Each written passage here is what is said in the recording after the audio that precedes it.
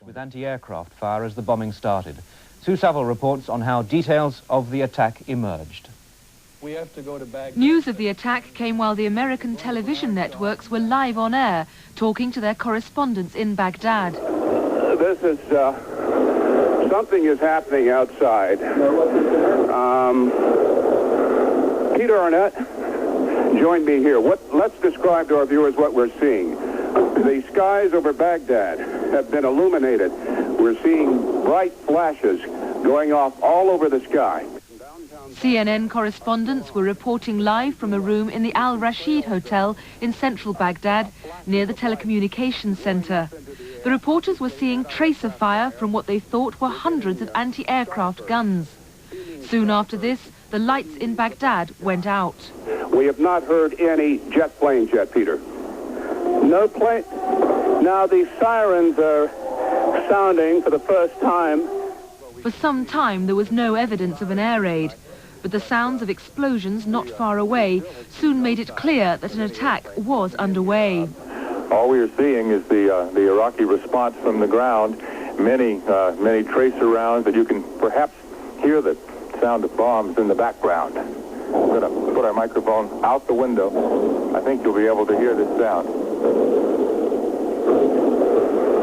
The correspondents reported that the air attacks came in waves and from a great height.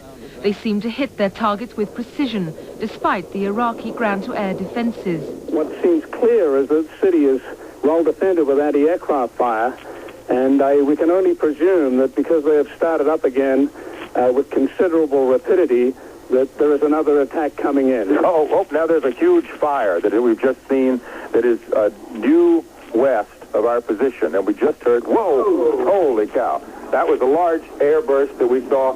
It was filling the sky. It was just after midnight GMT that the White House confirmed war had begun. The presidential spokesman, Marlin Fitzwater, spoke plainly.